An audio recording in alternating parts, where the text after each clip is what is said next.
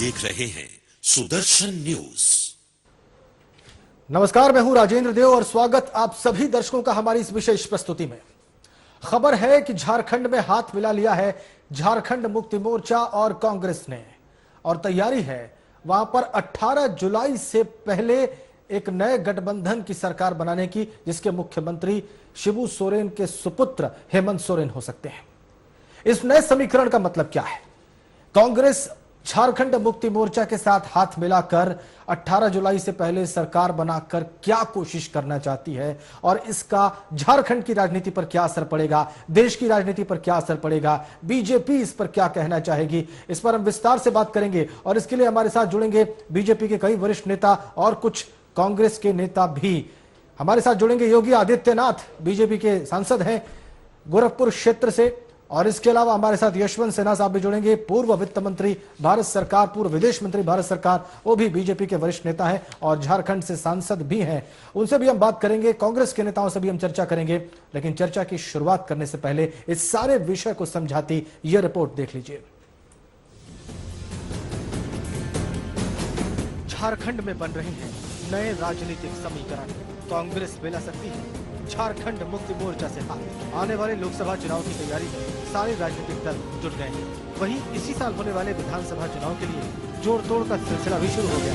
बिहार की राजनीति में बीजेपी और जेडीयू का गठबंधन टूट चुका है, और वहीं कांग्रेस हिमाचल प्रदेश और कर्नाटक में जीत का परचम पहले ही लहरा चुकी है, और अब झारखंड में नए समीकरण बनाने में भी कांग्रेस जुटी हुई है। दरअसल कांग्रेस ने अपना हाथ झारखंड मुक्ति मोर्चा की ओर बढ़ाया है। हालांकि कांग्रेस अभी इस बात से इनकार कर रही है कि झारखंड में जेएमएम और कांग्रेस के बीच खिचड़ी बन रही है। तो राजनीतिक दल प्रयास करते हैं और कर रहे हैं कि एक सरकार बन जाए, लेकिन अभी तक कोई बहुत कंक्रीट डेवलपमेंट नहीं हुआ है। शकील अहमद ने भले ही इनकार कर दिया हो, लेकिन झारखंड मुक्ति मोर्चा के नेता ने यह जाहिर कर दिया कि 18 जुलाई के पहले झारखंड में हेमंत सोरेन के नेतृत्व में सरकार बन सकती है। नहीं, देखिए, अभी कांग्रेस पार्टी ने सकारात्मक रुख अपनाया है और हमको लगता है कि बहुत जल्द झारखंड में एक लोकप्रिय सरकार का गठन संभव हो पाएगा। ऐसे अभी कांग्रेस पार्टी की तरफ से कोई प्रस्ताव हम लोगों के सामने नहीं आया है, लेकिन हम लोगों ने अपनी बात कांग्रेस पार्टी के आला कमान के सामने और जो प्रभारी हैं उन लोगों के सामने रख दी है, और बहुत जल्द इस पर निर्णय हो जाएगा। बता दें कि झारखंड में 2 साल तक बीजेपी और झारखंड मुक्ति मोर्चा की गठबंधन सरकार चल रही थी, लेकिन अचानक हुए मतभेद के चलते झारखंड मुक्ति मोर्चा ने सरकार से समर्थन वापस ले लिया था और सरकार गिर गई थी। तब से यानी कि 18 जनवरी से राज्य में राष्ट्रपति शासन लागू है। दरअसल 18 जुलाई को झारखंड में राष्ट्रपति शासन को 6 महीने हो जाएंगे। झारखंड में सरकार बनाने की कवायद में लगी झारखंड मुक्ति मोर्चा को समर्थन देने के लिए कांग्रेस मैदान में उतर रही है। कहा जा रहा है कि कांग्रेस बीजेपी को कमजोर करने का कोई भी मौका छोड़ना नहीं चाहती। वैसे भी कांग्रेस ने इस साल हुए विधानसभा चुनाव में कई राज्यों में जीत दर्ज की है। ऐसे में झारखंड में भी गठबंधन सरकार बनाकर वो लोकसभा चुनाव के मद्देनजर बीजेपी का मैदान मार लेना चाहती है। और अमितेश पांडे की रिपोर्ट।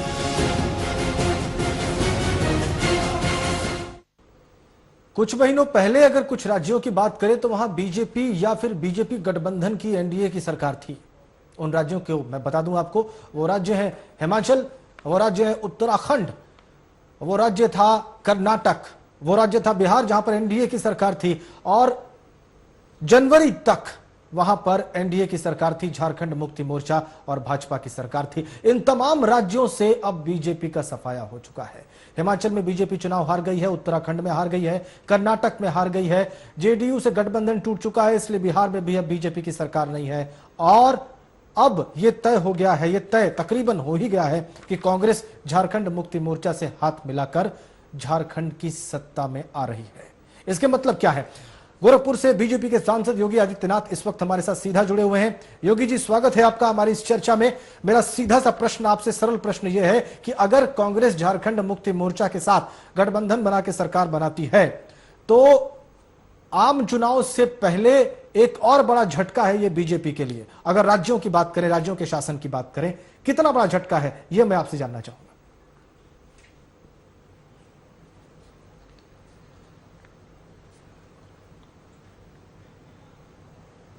देखिए, झारखंड मुक्ति मोर्चा ये राजनीतिक स्वार्थ और अवसरवादिता का एक प्रतीक बन चुका है और इसलिए अगर कांग्रेस उसके साथ मिलकर के कोई सरकार बनाती है तो यह तय है कि इसकी कीमत झारखंड के चुनाव में कांग्रेस को चुकानी पड़ेगी।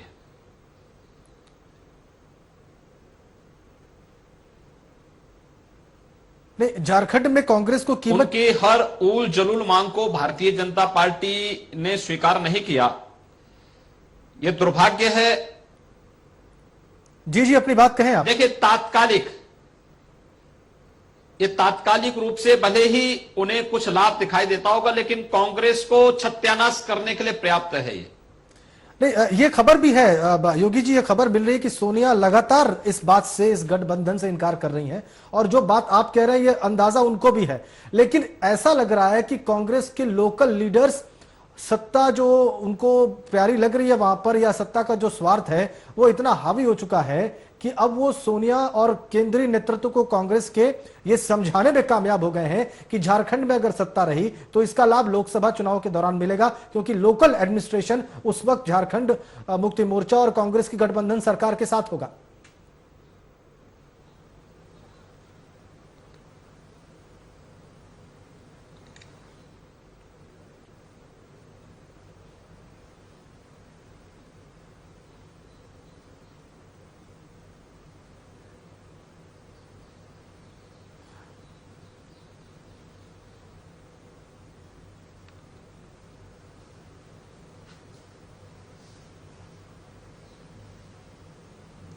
योगी जी, आपको मेरी आवाज मिल रही है?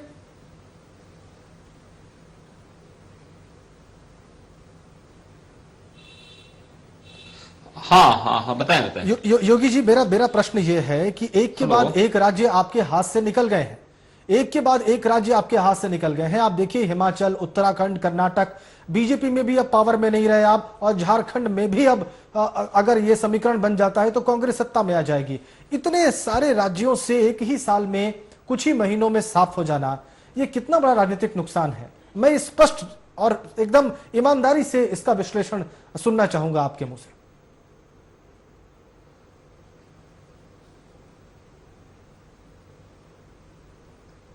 देखिए, झारखंड का जो अवसरवादी गठबंधन था, इसको वहां के कोई भी कार्यकर्ता इसको स्वीकार करने को तैयार नहीं था और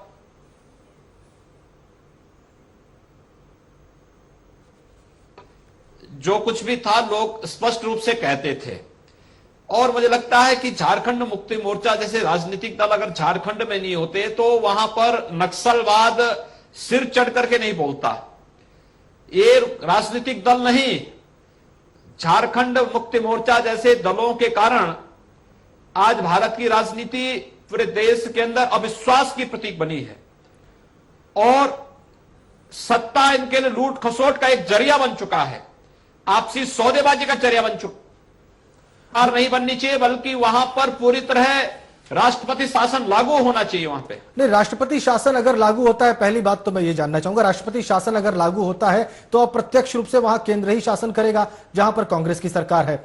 दूसरा, आपने कहा कि नक्सल या माओवादी तत्व ऐसे राजनीतिक दलों की वजह से बन जाते हैं योगी जी, तो छत्तीसगढ़ में नक्सली हमला हुआ, वहां पर आपकी सरकार है। अभी बिहार में भी जो है नक्सल या माओवादी आंदोलन कमजोर नहीं पड़ा है। कुछ दिन पहले तक आप भी गठबंधन की सरकार चला रहे थे वहां पे, और जनवरी तक आप झारखंड मुक्ति मोर्चा के साथ ही थे। अचानक ये सारे लोग बुरे कैसे हो सकते हैं योगी जी?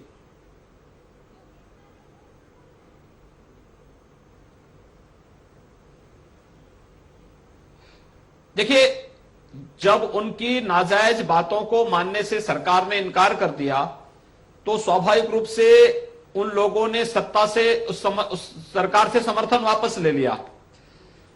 जब एक गठबंधन की सरकार नहीं चल पा रही है, आखिर इतने दिनों के बाद वहां पर चुनाव कराने की बजाय अच्छा हो कि नया गठबंधन बनाने से पहले जनता का जनादेश लिया जाए, और यह वहां की मांग भी है। लेकिन कांग्रेस चूंकि सत्ता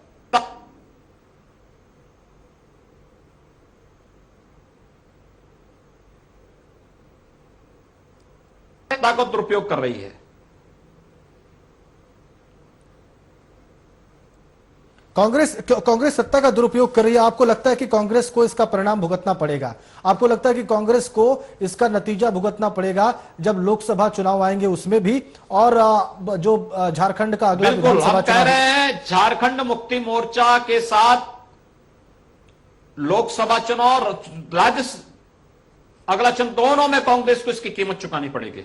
लेकिन योगी जी, चलिए ठीक है, जो होगा वो तो होगा, देखा जाएगा कि कितनी कीमत चुकानी पड़ती है, किसको चुकानी पड़ती है, कैसे चुकानी पड़ती है। यह प्रश्न है, बड़ा रोचक प्रश्न है, और इस पर सबकी निगाह रहेगी। लेकिन मेरा प्रश्न अभी यह है कि हिमाचल से आप चले गए, उत्तराखंड से चले गए, कर्नाटक से चले गए, बिहार में गठबंधन था, एनडीए वो टूट गया, और अब झारखंड भी गया ही था, जनवरी में ही चला गया था। अब वो तकरीबन तय हो गया कि अभी कुछ दिन तक वो आपके पास नहीं आएगा, कम से कम जब तक चुनाव नहीं हो जाते हैं।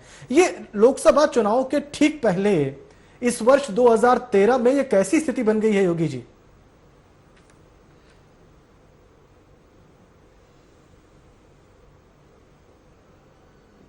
देखिए, मेरा मानना है कि लोकसभा चुनाव में भारतीय जनता पार्टी को इन सभी राज्यों में फायदा होगा।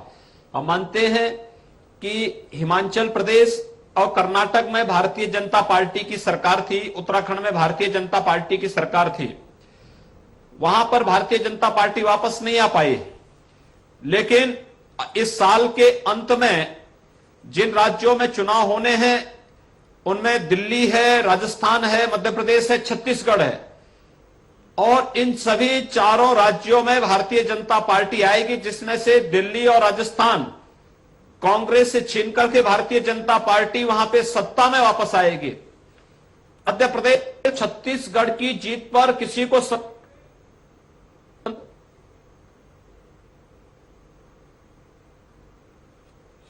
अभी जो राष्ट्रीय गठबंधन सरकार की विफलता के बाद जो चीज सामने आई है, उसके नाते वहां पर उत्तराखंड में भी भारतीय जनता पार्टी को लोकसभा में लाभ होना है, कर्नाटक में भारतीय जनता पार्टी को आने वाले लोकसभा चुनाव में लाभ होगा, और झारखंड में भी जिस प्रकार का ये नापाक गठबंधन बन रहा है, कांग्रेस और बेमेल गठबंधन है, इस गठबंधन की कीमत कांग्रेस और झारखंड मुक्ति मोर्चा को चुकानी पड़ेगी, और भारतीय जनता पार्टी भी वहां पर एक अच्छे सीटों को जीतेगी।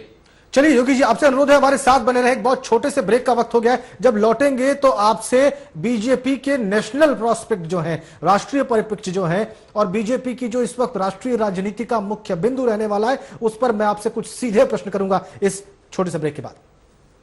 भारतीय जनता पार्टी के fire brand leader Yogi Adityanath इस वक्त हमारे साथ जुड़े हुए हैं। वो कह रहे हैं कि झारखंड में अगर झारखंड मुक्ति मोर्चा जैसे अवसरवादी दल कांग्रेस के साथ हाथ मिलाते हैं तो इसका सीधा नुकसान कांग्रेस को होगा। लेकिन फिलहाल बीजेपी को नुकसान हो चुका है, और इस नुकसान के बाद बीजेपी राष्ट्रीय स्तर पर कैसे उठेगी? योगी जी, मेरा आपसे सीधा प्रश्न यह है, और सरल प्रश्न यह है कि वर्तमान स्थितियों में जब देश अनेक संकटों का सामना कर रहा है, चाहे आर्थिक संकट हो, चाहे प्राकृतिक संकट हो, या फिर हमारे पड़ोसियों की समस्याएं हो, चीन हो, पाकिस्तान हो, दूसरे आतंकी संगठन हो, इस मौके पर, इन स्थितियों में, इन हालात में बीजेपी किन विषयों को लेकर बिल्कुल विश्वस्त है कि वो जनता का विश्वास जीत लेगी और अगले लोकसभा चुनाव को जीतकर वो केंद्र में सरकार बनाएगी? मैं आपसे जानना चाहता हूं।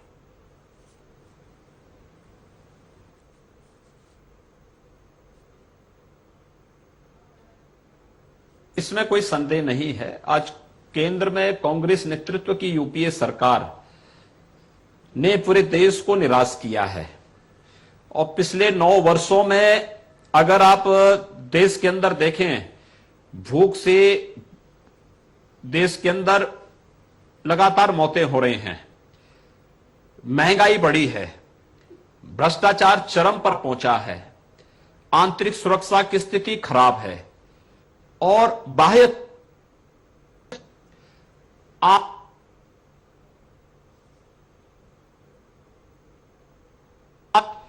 उस इमेज को इस सरकार ने पूरी तरह नष्ट कर दिया है। आज श्रीलंका जैसा देश, छोटा सा देश, अपने यहां उग्रवाद, अपने यहां की आंतरिक सुरक्षा की स्थिति को मजबूत करता है, भारत की बात को नहीं मानता, भारत की अनदेखी करता है, वो मालदीव पिद्दी सा देश भारत को आंखें दिखाता है, केंद्र बनकर के उभरा है, भारत सरकार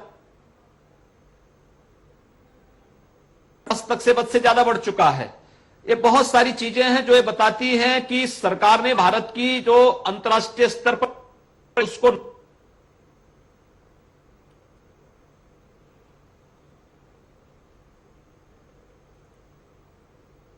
गुमराह नहीं कर रही बल्कि भारत की संप्रभुता के साथ खिलवाड़ कर रही है। और इसलिए 2014 में होने वाले चुनाव में भारतीय जनता पार्टी के नेतृत्व में एक राष्ट्रवादी सरकार देश के अंदर बनेगी, इसमें कोई संदेह नहीं है। इस राष्ट्रवादी सरकार का नेतृत्व कौन करेगा योगी जी?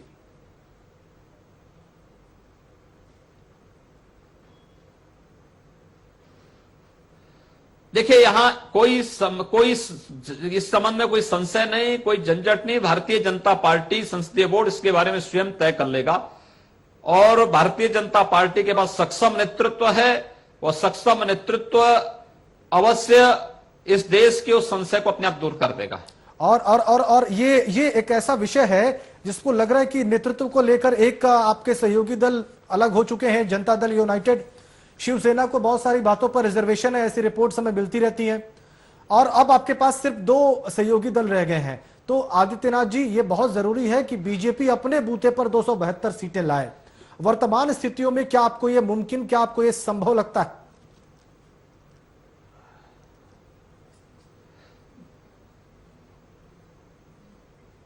हमें लगता है कि हो सकोगा।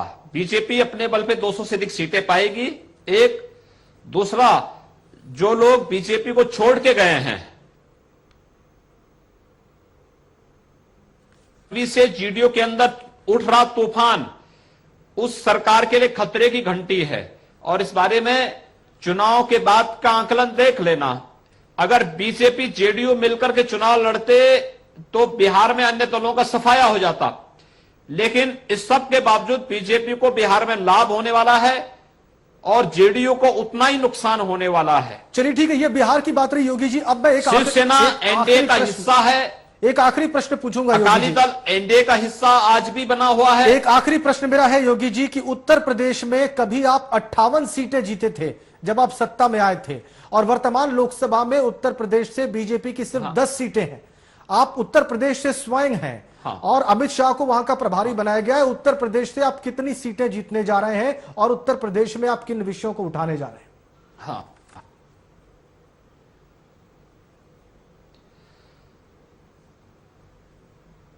देखिए, हमारा मुद्दा है, उत्तर प्रदेश देश का एक अहम राज्य है और उत्तर प्रदेश की दृष्टि से अगर हम देखेंगे तो उत्तर प्रदेश में सबसे बड़ा मुद्दा जो महंगाई है, भ्रष्टाचार है, ये मुद्दे तो हैं ही। सुरक्षा के साथ जो खिलवाड़ प्रदेश की सरकार ने और केंद्र की सरकार ने किया है, इन दोनों भी मुद्दे होंगे चुनाव में। इसलिए मेरा अनुमान है कि जनता एक विश्वास के साथ भारतीय जनता पार्टी की ओर टकटकी निगाह से देख रही है और मेरा मानना है कि चुनाव में भारतीय दोनों सरकारें विफल हैं। उत्तर प्रदेश की अखिलेश यादव की सरकार भी और केंद्र में डॉक्टर मनमोहन सिंह की सरकार भी, दोनों विफल साबित हुए और उत्तर प्रदेश में दोनों को कीमत चुकानी पड़ेगी। उत्तर प्रदेश में भारतीय जनता पार्टी, हमारा अनुमान है कि 30 से लेकर 40 सीट तक भारतीय जनता पार्टी जीतेगी वहां। चलिए, इसी बीच में अखिलेश प्रताप सिंह, नेता कांग्रेस, हमारे साथ जुड़ गए। योगी जी, उनसे पूछ लेते हैं। अखिलेश प्रताप जी, योगी आदित्यनाथ जी दावा कर रहे हैं कि पहली बात तो बीजेपी 200 से ज्यादा सीटें लाएगी और केंद्र में सत्ता प्राप्त कर लेगी, और उसके लिए उत्तर प्रदेश से बीजेपी को 30 से 40 सीटें तो बड़े आराम से मिल जाएंगी। क्या कहेंगे आप? जब बीजेपी अपने उरूज पे थी, अटल जी, कारगिल वार का उन्माद था देश में, उसकी विजय का, अटल जी का एक व्यक्तित्व था, चेहरा था, 24 पार्टियां थी, उस वक्त करीब 450 सीटें लड़ी थी, 425 सीटें बीजेपी लड़ी थी। तब तो 200 जीती नहीं, 182 पाई थी। बीजेपी है कहाँ? कहाँ बढ़ेगी? बीजेपी जिस इलाके में लड़ेगी उसकी कुल सीटें 250 हैं, तो वो पाएंगे कहाँ से? क्या 250 में से 200 जीत जाएंगे? चलिए ये हर उत्तर किसी को अपनी बातें कहने का अधिकार है। ठीक है, लेकिन अच्छा है। आप ये बताएं अखिलेश जी, ये तो खैर उत्तर प्रदेश संबंधित प्रश्न था इसलिए मैंने पूछ लिया आपसे। हम चर्चा कर रहे हैं झारखंड की आज, जहां पर कांग्रेस और झारखंड मुक्ति मोर्चा मिलकर सरकार बनाने की खबर आ रही है। क्या पहले तो मैं आपसे पुष्टि करवाना चाहूंगा कि क्या ये बात बिल्कुल तय है कि 18 जुलाई से पहले कांग्रेस और झारखंड मुक्ति मोर्चा सरकार बना रहे हैं झारखंड में? नहीं, ये जो वहाँ हमारे अधिकृत लोग हैं उसके बारे में लेटेस्ट वही बता पाएंगे। हम बस ये जानते हैं कि लोकतंत्र में चुनी हुई सरकार ही सबसे पहली प्राथमिकता होती है। जब चुनाव हो चुका है और एक वहाँ पे विधानसभा चल रही है, विधायक अभी हैं, तो लोकतांत्रिक तरीके से सरकार एक बननी चाहिए।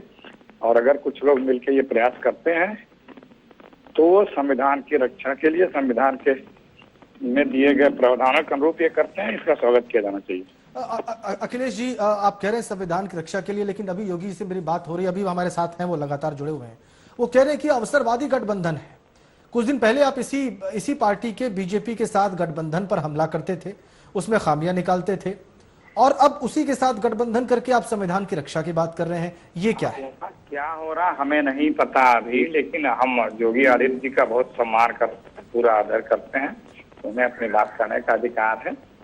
हम जब वहाँ पे अवसरवाद की बात करते हैं तो वहाँ पे आपने देखा था कि क्या हुआ था इन दोनों पार्टियों के बीच में, क्यों गठबंधन टूटा था, क्या बात हुई थी आपस में इन लोगों की। तो हम कुछ बहुत नहीं उस पर कमेंट करना चाहते हैं, क्योंकि एक विधानसभा का चुनाव हुआ और वहाँ पे कोई चुनी हुई सरकार नहीं है और विधायक अभी एग्जिस्ट कर रहे हैं। तो अगर वहाँ पे कुछ दल मिल करके, चूंकि हैंग असेंबली आई है, एक दल को बहुमत नहीं है, तो निश्चित रूप से किसी न किसी के साथ मिल करके चुनाव बनाना पड़ेगा। बार-बार 6 महीने साल भर के चुनाव में जाना भी, आपको लगता नहीं कि जनरल इलेक्शंस में इस बात का नुकसान हो सकता है आपको झारखंड मुक्ति मोर्चा के साथ हाथ मिलाने का? खबर यह भी है कि सोनिया जी बहुत पक्ष में नहीं है इस गठबंधन के। हम बता रहे हैं इस बारे में, हमें नहीं पता कि वहाँ पे क्या एग्जैक्ट चल रहा है। जी, लेकिन बस ये आपको कह सकते हैं कि लोकतंत्र में लोकतांत्रिक तरीके से चुनी हुई सरकार ही सबसे बेहतर विकल्प होती है, क्योंकि जनता ने अगर फ्रैक्चर जनादेश दिया है तो उसका यह आदेश है कि इसी फ्रैक्चर जनादेश में आप सरकार बनाएं जी, और सरकार चलाएं और इसकी सरकार में और प्रदेश की बेहतरी के लिए काम करें जी। हम लोगों ने तब भी सरकार हम लोग बना सकते थे, लेकिन नहीं बनाई। इन लोगों ने मिलकर बनाई, इनको चलाना चाहिए था गठबंधन निभाते हुए। अब इनके एक एक साथी भागते जा रहे हैं, दूर होते जा रहे हैं, झारखंड से यही प्रश्न मैं पूछ लेता हूँ, यही एक आखिरी प्रश्न मैं पूछ लेता हूँ, ये क्या हो रहा है योगी जी? आप सारी बात सुन रहे हैं, सारे विपक्षी दल, चाहे वो कांग्रेस हो चाहे वाम दल हो, सभी ये बात कह रहे हैं कि जब से नरेंद्र मोदी जो है वो कैंपेन चीफ बने हैं, तब से बीजेपी के अंदर भी विघटन है और एनडीए में भी विघटन है। इसका उत्तर मैं आपसे जानना चाहूंगा और ये आज के कार्यक्रम का मेरा आखिरी प्रश्न है आपसे।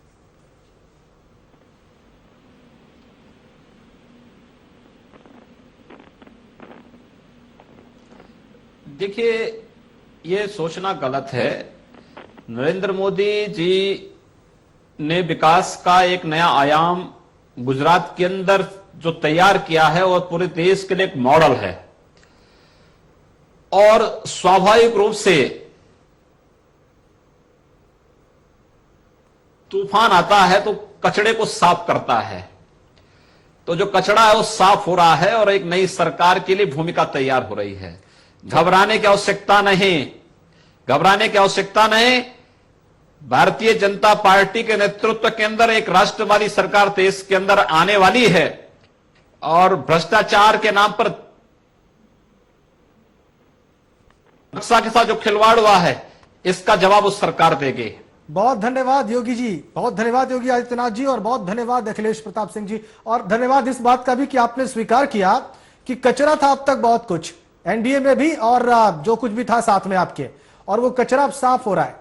इस कचरे की बात को स्वीकार करने के लिए योगी जी बहुत धन्यवाद आपका, बहुत धन्यवाद अखिलेश प्रताप जी, आपका भी इस चर्चा में हिस्सा लेने के लिए। अभी बिल्कुल पुष्ट नहीं है इस बात की घोषणा नहीं हुई है कि कांग्रेस झारखंड मुक्ति मोर्चा के साथ मिलकर सरकार बना रही है, लेकिन अभी हमसे बातचीत में योगी आदित्यनाथ जी ने स्पष्ट कहा, साफ साफ कहा कि नरेंद्र मोदी जब से कैंपेन चीफ बने हैं एक आंधी आई है और वो कचरे को साफ कर रही है। यानी ये कि जेडीयू और गठबंधन के जो दूसरे तत्व थे वो कचरा थे, वो साफ हो रहे हैं।